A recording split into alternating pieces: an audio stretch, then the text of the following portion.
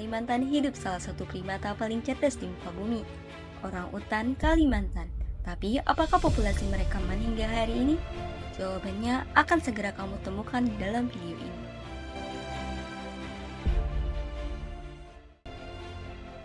Orangutan Kalimantan atau Pongo pygmaeus merupakan salah satu satwa endemia yang kini menghadapi resiko kepunahan yang sangat tinggi.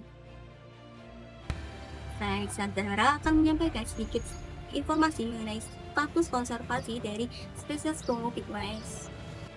Berdasarkan klasifikasi dari International Union for Conservation of Nature atau IUCN, spesies ini masuk dalam kategori critically endangered atau kritis, yang berarti hanya satu langkah dari kepunahan alami liar akibat penurunan populasi lebih dari setengah sejak tahun 1950-an.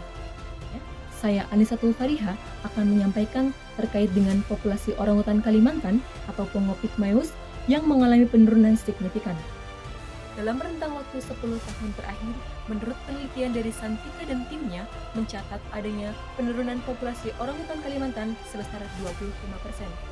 Data awal mencatat adanya 15 individu per 100 km persegi pada tahun 1997 sampai 2002 menjadi menurun sekitar 10 individu per 100 km persegi pada tahun 2009 sampai dengan 2015.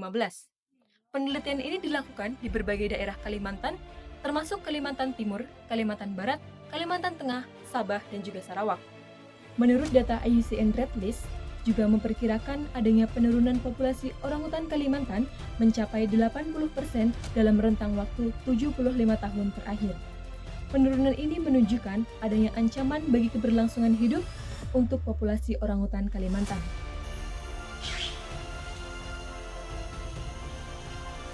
Saya Deka akan menyampaikan tingkat kelahiran dan rekrutmen pada Pongo pygmaeus. Pongo pygmaeus itu menjadi salah satu primata dengan laju reproduksi paling lambat di dunia.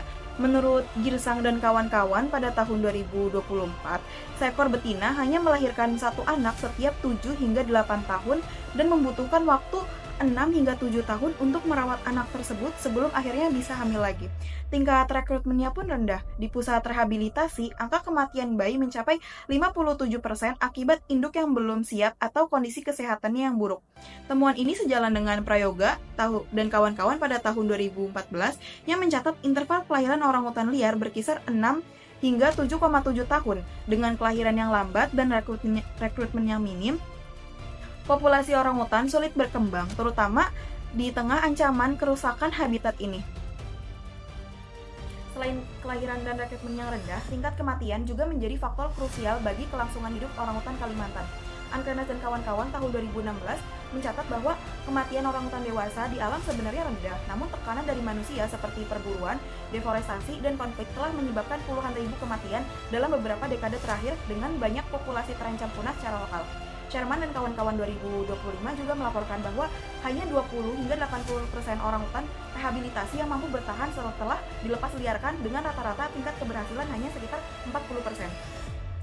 Sementara itu, Girsang dan kawan-kawan 2024 menegaskan bahwa mortalitas orangutan memang rendah jika habitatnya tetap utuh. Namun, kenyataannya, tekanan lingkungan telah menyebabkan angka kematian yang signifikan. Hutan tropis yang dulunya lebat menjadikannya sebagai tempat habitat, memberikan rasa nyaman karena banyak kehidupan dan sebagai sumber pencarian makanan, kini malah dialihfungsikan menjadi pemukiman, penebangan hutan secara liar, dan yang lebih fatalnya lagi adalah kebakaran hutan. Tidak sampai di situ, perburuan liar, perdagangan bayi orangutan secara ilegal menjadikannya mempercepat penurunan populasi mereka di habitat aslinya. Saya Naswa akan menyampaikan tentang penurunan populasi Pongo pygmaeus akibat gangguan dari manusia dan faktor lingkungan. Penurunan populasi Pongo pygmaeus juga disebabkan oleh gangguan dari manusia seperti fragmentasi habitat. Fragmentasi habitat ini terjadi akibat adanya pembangunan seperti jalanan dan infrastruktur yang meningkatkan interaksi antara manusia dengan Pongo pygmaeus yang membuat mereka lebih rentan terhadap gangguan, perburuan, dan kehilangan habitat yang layak.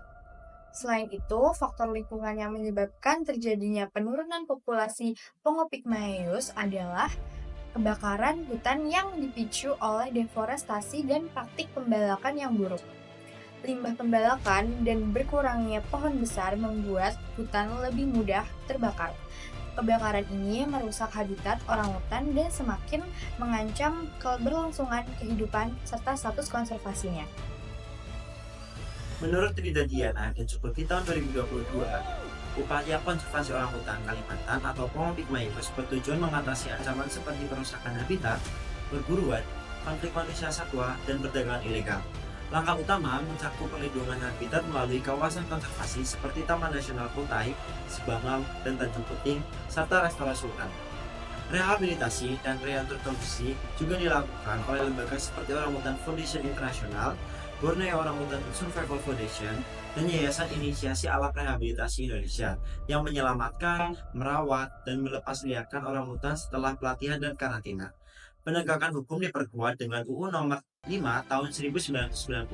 Masyarakat lokal dilibatkan melalui pendidikan konservasi dan penyediaan alternatif ekonomi ramah lingkungan. Penelitian dan pemantauan populasi dilakukan berkelanjutan, serta didukung kerjasama internasional dengan WWF, Donatur Konservasi, dan CITES melalui pendanaan teknologi dan kebijakan global.